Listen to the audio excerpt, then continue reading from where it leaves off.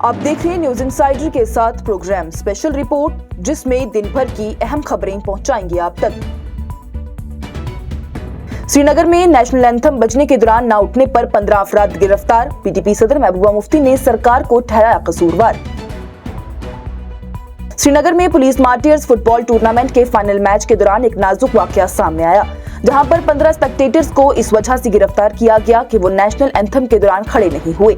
ये वाकया मंगल की शाम को ही synthetic turf football ground TRC में हुआ था, जहां पर जम्मू कश्मीर के लेफ्टिनेंट गवर्नर मनहूद सिन्हा भी मौजूद थे। मुख्तलिफ रिपोर्ट्स के मुताबिक जब कौमी तराना लाइव बैंड के जरिए बजाया गया तो कोठीबाग पुलिस ने 15 अफराद को स्टैंड से उठाकर गिरफ्तार कर लिया, क्योंकि उन्होंने नेशनल एंथम के दौरान उठने का प्रोटोकॉल फॉलो नहीं किया। लेकिन गिरफ्तार अफराद के वालिदैन और रिश्तेदारों का ये कहना है कि ये कोई बेअदबी नहीं थी, बल्कि एक गलती और गलतफहमी थी। एक वालिद की जानिब से कहा गया है कि बैंड की आवाज इतनी कम थी कि हमारे बच्चों को सुनाई ही नहीं दिया कि एंथम शुरू हो गया है। जहां तक कि उन्हें समझ आया तब तक देर हो चुकी थी। ये उनकी तरफ से जानबूझकर बेअदबी नहीं की गई थी। ये भी वाज़ेह रहे कि भारत में कौमी तराना बजाने के दौरान इज्जत दिखाना एक अहम फर्ज माना जाता है और prevention of insults to national honour act 1971 के तहत जानबूझकर डिसरिस्पेक्ट करना कानूनी जुर्म है। पुलिस का यह कहना है कि ये लोग प्रोटोकॉल की खिलाफवर्जी के जिम्मे में गिरफ्तार किए गए हैं और अभी इस वाक़े पर तहकीकात जारी है ताकि असल हकीकत सामने आ जाए। इस पूरे वाक़े पर पीपल्स डेमोक्रेटिक पार्टी की सरबराह महबूबा मुफ्ती की जानिब से सरकार पर तनकीद करते हुए कहा गया कि ये सरकार की नाकामी है कि वहां पर जवान स्पेक्टेटर्स को बिना किसी तहकीकात के गिरफ्तार कर लिया गया। एक मिसअंडरस्टैंडिंग को किस तरह कानूनी केस बना दिया गया, ये बहुत अफसोसनाक है। उन्होंने ये भी कहा कि इस तरह के इकदाम से न सिर्फ नाइंसाफी होती है, बल्कि नौजवानों को और ज्यादा बेगाना कर दिया जाता है। अगर मुसलमान कोई जश्न मनाए तो उसे सीधा जेल भेज देते हैं। हुकूमत ने मुसलमानों को दबाने और मिटाने का जिम्मा ले लिया है। समाजवादी पार्टी के लीडर अबू आजमी की जानिब से आई लव मोहम्मद कंट्रोवर्सी पर बयान जारी किया गया। समाजवादी पार्टी के रहनुमा और महाराष्ट्र के सूबाई सदर अबू आसिम आजमी की जानिब से एक बार फिर से अपने बयान की वजह से तनाज़े में खड़े हो गए हैं। ये वाकया थाने के इलाके भिवांडी में हुआ था, जहां पर आजमी ने मीडिया से गुफ्तगू के दौरान मराठी जबान बोलने से इनकार कर दिया। जब उनसे मराठी में सवाल किया गया तो उनका जवाब था, मराठी बोलने की क्या जरूरत है, ये भिवांडी है। ये इलाका आजमी का सियासी गढ़ बताया जाता है और यहाँ पर मुस्लिम आबादी काफी ज्यादा है। उनका ये बयान उस वक्त सामने आया जब आई लव मोहम्मद के नारे लगाने पर चल रही गर्म बहस का सिलसिला जारी था। इस मामले पर बातचीत करते हुए आजमी ने कहा है कि हर शख्स को अपने मजहबी जज्बात का इजहार करने का हक है। उन्होंने मिसाल देते हुए कहा कि जिस तरह से हिंदू भाई हर हर महादेव कहते हैं, उसी तरह से मुसलमान अगर आई लव मोहम्मद कहे तो उस पर पाबंदी नहीं होनी चाहिए। आजमी की जानिब से आगे बढ़कर इल्जाम लगाया गया कि मुसलमानों को निशाना बनाया जा रहा है। अहमदनगर का हवाला देते हुए उन्होंने कहा कि वहां जमीन पर लिखे गए स्लोगन को पांव तले रोला गया, जो कि गुस्से का सबब बन गए। मगर जब मुसलमान खुली जगह पर अपनी मोहब्बत का इजहार करते हैं तो उन पर मुकदमा दर्ज कर दिए जाते हैं। आजमी का यह कहना था कि अगर मुसलमान कोई जश्न मनाए तो उसे सीधा जेल भेज देते हैं। हुकूमत ने मुसलमानों को दबाने और मिटाने का जिम्मा ले लिया है। अब किसी कानून का कोई वजूद ही नहीं रहा है। गरबा प्रोग्राम में दाखिल होने पर कश्मीरी तालिबे इल्म को मध्य प्रदेश में मारा पीटा गया। शहर खास की जानिब से तशवीश का इजहार कर कार्रवाई का मुतालबा किया गया। मध्य प्रदेश के शहर सागर में कश्मीरी तालिबे इल्म आफ्ताब हुसैन पर मुसलमान होने की बिना पर तशद्दुद किया गया।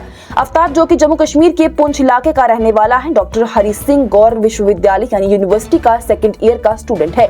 यह वाकया 27 सितंबर की शाम उस वक्त हुआ जब आफ्ताब अपने कुछ दोस्तों के साथ एक नवरात्रि गरबा के प्रोग्राम में गया था, जहां मुंतजमीन ने मुसलमानों के दाखिले पर पाबंदी लगाई थी। पुलिस के मुताबिक ID चेक के दौरान ही आफ्ताब को रोक दिया गया और फिर कुछ मुमकिन तौर पर इंतहा पसंद तंजीमों के अफराद, जिनमें बजरंग दल, विश्व हिंदू परिषद और हिंदू जागरण मंच के लोग शामिल बताए जा रहे हैं, उन्होंने उसे घसीट कर बुरा हाल कर दिया।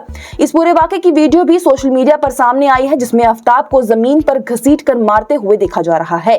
सागर के superintendent of police Lalit Kashyap की जानिब से मीडिया को बताया गया है कि आफ्ताब को ID चेक के बाद मुंतजमीन ने रोका था और बाद में कुछ लोकल ग्रुप्स के अफराद वहां पहुंच गए और उस पर हमला कर दिया। पुलिस ने फौरन मौके पर पहुंचकर आफ्ताब को प्रिवेंटिव कस्टडी में ले लिया। उस पर BNSS 2023 के तहत सेक्शन 170 में रोकने का अमल किया गया, लेकिन कोई FIR दर्ज नहीं की गई। पुलिस का यह भी कहना है कि आफ्ताब को बैन का पता नहीं था और कुछ देर बाद उसे छोड़ दिया गया। ताहम इस मामले में ना तो किसी हमलावर के खिलाफ कार्रवाई की गई है, ना ही आफ्ताब की तरफ से अब तक कोई शिकायत दर्ज की गई है। बताते चले तो ऐसे वाकयात मध्य प्रदेश के मुख्तलिफ शहरों में रिपोर्ट किए गए हैं, जहां पर मुस्लिम नौजवानों के गरबा में दाखिल पर पाबंदी लगाई गई थी। कई जगहों पर तो ये तक लिखा गया था कि अगर किसी ने रूल तोड़ा तो घर वापसी करवाई जाएगी, जो कि हिंदू धर्म में वापस लाने का नारा है। बीजेपी के चंद लीडर्स, जिनमें कैबिनेट मिनिस्टर विश्व सारंग और भोपाल के एमएलए रामेश्वर शर्मा भी शामिल हैं, उनकी जानिब से भी नवरात्रि से पहले ऐसे बयानात दिए गए। भोपाल में जिला इंतजामिया की जानिब से गरबा प्रोग्राम्स में शिरकत के लिए आईडी कार्ड दिखाना लाजमी करार दिया गया था। वहीं इस अफसोसनाक वाकये के बाद से शहरी खास traders and manufacturers coordination committee and federation, जिसके सरबराह इम्तियाज अहमद मलिक हैं, उन्होंने भी इस तशद्दुद की सख्ती से मजम्मत की है। उन्होंने कहा कि एक कश्मीरी स्टूडेंट के साथ इस तरह का रवैया उसकी शनाख्त की वजह से रखना नाकाबिले बर्दाश्त है। कमेटी ने मध्य प्रदेश की हुकूमत और पुलिस से मुतालबा किया है कि जिम्मेदार अफराद के खिलाफ सख्त एक्शन लिया जाए। साथ ही उन्होंने लेफ्टिनेंट गवर्नर मनोज सिन्हा से भी दरख्वास्त की है कि वो इस मामले में दखल देंगे और कश्मीरी तालिबे इल्मों के तहफ़्फ़ुज़ को यकीनी बनाएंगे। कमेटी ने आफ्ताब हुसैन और उसके खानदान से भी इजहार यकजहती करते हुए कहा है कि इंसाफ और तहफ़्फ़ुज़ का माहौल हर कश्मीरी तालिबे इल्म के लिए फराहम होना चाहिए, जहां भी वो तालीम हासिल कर रही हैं।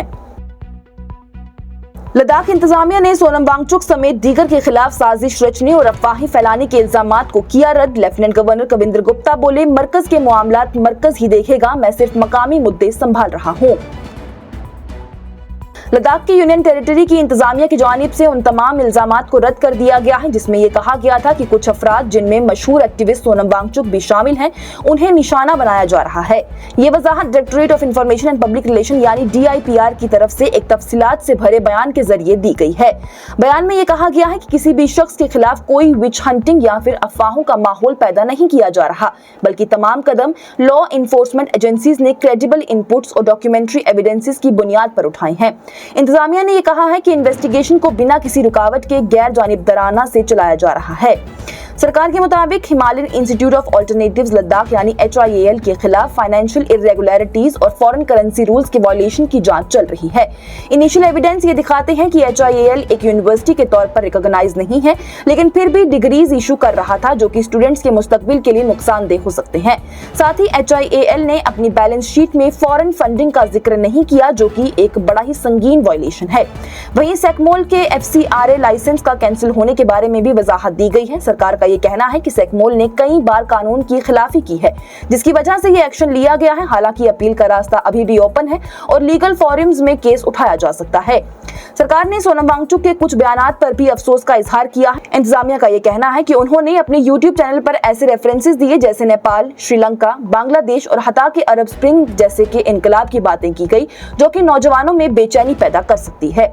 सरकार ने यह भी कहा है कि वांगचुक ने सेल्फ इमोलेशन यानी अपने आप को आग लगाने की बात की थी और प्रोटेस्टर्स को मास्क और हुडी पहनकर छुपने की सलाह दी थी, जो कि कोविड-19 के नाम पर मिसयूज किया गया।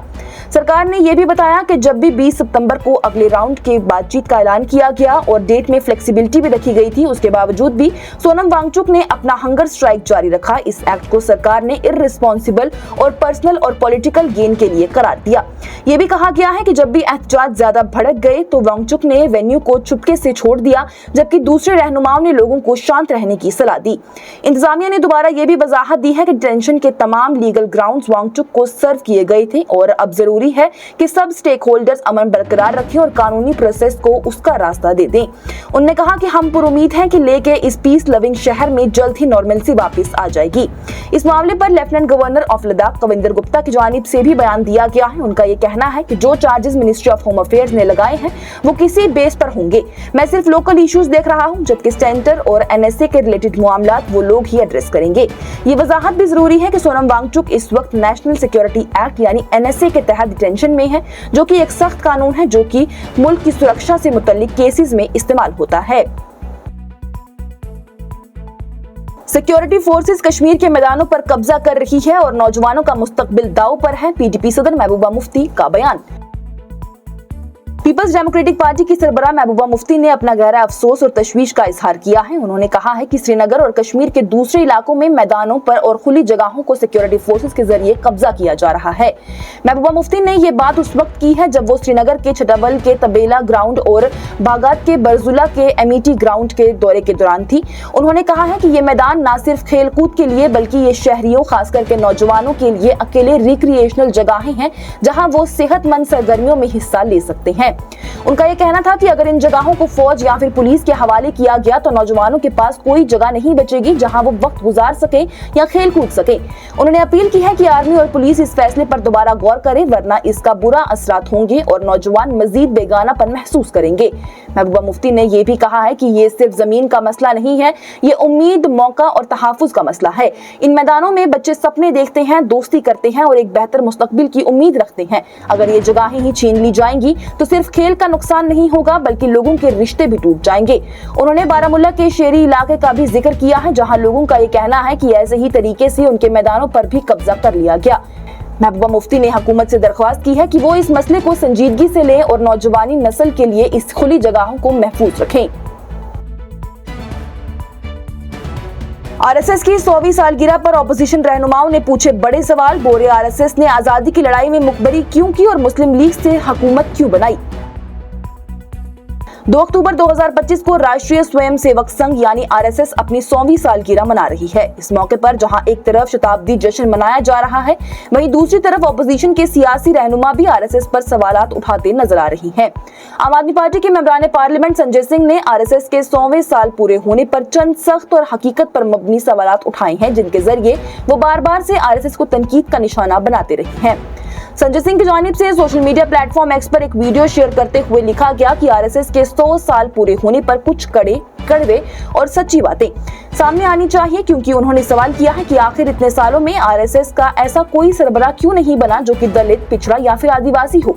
क्या वजह रही है कि आरएसएस के लीडर्स ने जिन्ना की मुस्लिम लीग के साथ मिलकर सरकार बनाई। आजादी की लड़ाई में क्रांतिकारियों की मुखबरी क्यों की गई। आरएसएस के लोगों को अंग्रेजों की फौज में भर्ती क्यों कराया गया था। हिंदुस्तान की शान, इज्जत और हमारे तिरंगे झंडे के खिलाफ आखिर क्यों वो हो गई। आरएसएस के मरकज पर 52 साल तक तिरंगा क्यों नहीं फहराया गया।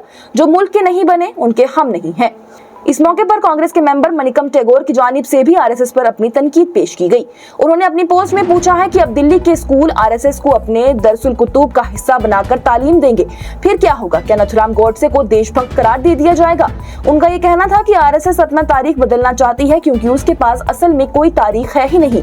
वो साल 1942 के भारत छोड़ो आंदोलन में भी शामिल नहीं थे और अंग्रेजों के खिलाफ जंग में भी नहीं थे, लेकिन गांधी के कत्ल के वक्त वो मौजूद हो गई। मनिकम टैगोर ने आगे कहा है कि अगर बच्चों को आरएसएस की आजादी की लड़ाई में किरदार पढ़ाया गया तो क्या उसमें इतना भी लिखा गया या फिर किसी पेज को जानबूझकर छोड़ दिया गया है। ये तालीम नहीं बल्कि ब्रेन वॉश करने की कोशिश है। स्कूल की क्लासें साइंस, इल्म और दस्तूरी वैल्यूज के लिए होती हैं, आरएसएस की पढ़ाई की तरह जहनी गुलामी के लिए नहीं।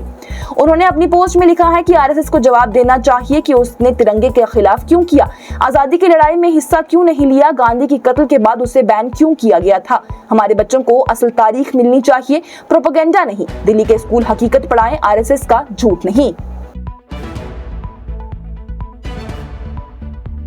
जेकेएएस उम्मीदवारों का Jammu Kashmir public service commission पर इल्जाम। बोले रिजर्व लिस्ट बनने में की जा रही कोताही, 6 महीने गुजर गए हैं, अब तक रिजर्व लिस्ट है गायब।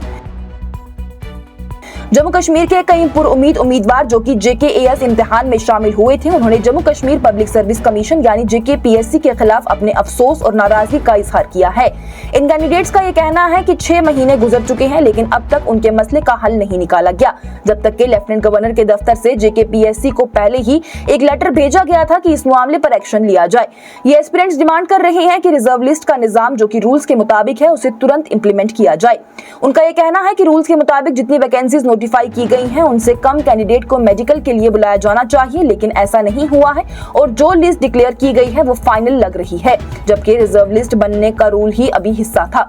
एस्पिरेंट्स ने वजाहत दी है कि रिजर्व लिस्ट और वेटिंग लिस्ट में फर्क होता है। रिजर्व लिस्ट एक कानूनी रिक्रूटमेंट है जो कि SO 61 के सेक्शन 7 क्लॉज II के तहत ही लाजमी है। एस्पिरेंट्स ने वजाहत दी है कि रिजर्व लिस्ट और वेटिंग लिस्ट में फर्क होता है। रिजर्व लिस्ट एक कानूनी रिक्रूटमेंट है जो कि SO 61 के सेक्शन 7 क्लॉज 2 के तहत लाजमी है। इस लिस्ट को हर कैटेगरी के लास्ट रिकमेंडेड कैंडिडेट के नीचे मेरिट के हिसाब से तैयार किया जाना चाहिए। उनका यह कहना है कि रूल के मुताबिक जब मेन लिस्ट की तैयारी की जाती है, उसके साथ ही एक कंसोलिडेटेड रिजर्व लिस्ट भी बनाई जानी चाहिए, जिसमें कि जनरल और रिजर्व कैटेगरी दोनों के कैंडिडेट्स हों, और ये लिस्ट कॉन्फिडेंशियल रखी जाती है जब तक ये प्रोसेस कंप्लीट नहीं होता।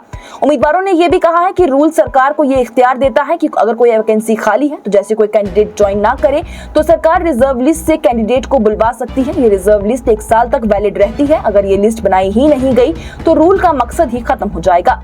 एक और उम्मीदवार का ये कहना है कि जब लेफ्टिनेंट गवर्नर का लेटर भी इग्नोर हो जाए तो फिर आम एस्पिरेंट्स क्या उम्मीद रखेंगे। ये इशू सिर्फ जॉब का नहीं बल्कि ट्रांसपेरेंसी और फेयरनेस का है। और बिहार में एसआईआर के बाद हतमी इंतखाबी फहरिस्त की गई जारी। बीजेपी ने कांग्रेस और राहुल गांधी को बनाया हरफे तनकीद, जिस पर कांग्रेस ने भी किया पलटवार। बिहार में एसआईआर के बाद इलेक्शन कमीशन ने हतमी इंतखाबी फहरिस्त जारी की है। इस फैसले पर भारतीय जनता पार्टी ने कांग्रेस और राहुल गांधी पर सख्त तनकीद की है। बीजेपी के सीनियर लीडर और आईटी सेल के सरबराह अमित मालविया की जानिब से कांग्रेस पर इल्जाम लगाया गया है कि उन्होंने इंतखाबी फहरिस्त में नाम शामिल या हटाने के लिए कोई भी शिकायत या परेशानी दर्ज नहीं करवाई। उन्होंने राहुल गांधी के वोटर अधिकार यात्रा को कौमी सलामती के लिए खतरा करार देते हुए इसे झूठे वोट चोरी का नकलती कहानी बताया है। मालविया की जानिब से सोशल मीडिया पर कहा गया कि इलेक्शन कमीशन ने बिहार में एसआईआर का अमल मुकम्मल करके हतमी वोटर लिस्ट जारी कर दी है। ये बात दिलचस्प है कि कांग्रेस ने नाम शामिल या फिर हटाने के लिए एक भी शिकायत नहीं की है। उन्होंने राहुल गांधी की यात्रा पर इल्जाम लगाते हुए कहा है कि ये बगैर इजाजत के आबादियों को छुपाने और लोगों को गुमराह करने की कोशिश है। बीजेपी के रहनुमा की जानिब से राहुल गांधी के उन इल्जामात को खारिज कर दिया गया है जो कि उन्होंने इलेक्शन कमीशन पर बीजेपी के साथ मिलकर वोटर लिस्ट में बगैर कायदा के तब्दीली करने के हवाले से लगाए थे। वहीं दूसरी तरफ बिहार कांग्रेस के सरबराह राजेश राम की जानिब से भी एसआईआर के अमल को शुरू से ही धोखा करार दिया गया। उन्होंने कहा कि यह अमल ना तो अवाम ने मांगा था ना ही सियासी जमातों ने, फिर भी इसे बहुत ही लापरवाही और गैर शफाफियत के साथ किया गया। इसकी इंसाफ पसंदाना सूरत हाल पर सवाल उठता है। हमारे कारकुन पूरी रियासत में जांच करेंगे कि कितने नाम हटाए गए हैं या शामिल किए गए हैं। ये मामला यहीं खत्म नहीं होगा। वहीं कांग्रेस के एक और सीनियर रहनुमा मनीष तिवारी की जानिब से भी इस पर सवाल उठाते हुए सोशल मीडिया पर लिखा गया कि बिहार की आखिरी वोटर लिस्ट से हटाए गए 47 लाख मतदाता कौन है। इलेक्शन कमीशन को वाजे करना चाहिए कि इनमें से कितने दूसरे रियासतों में चले गए हैं, कितने मरीज हैं, कितने फर्जी वोटर्स थे। ऐसी शफाफियत जरूरी है ताकि इलेक्शन कमीशन अपना खोया हुआ यकीन वापस पा सके। आज की स्पेशल रिपोर्ट में इतना ही। दीजिए इजाजत। लेटेस्ट अपडेट्स के लिए देखते रहिए न्यूज़ इनसाइडर 24/7।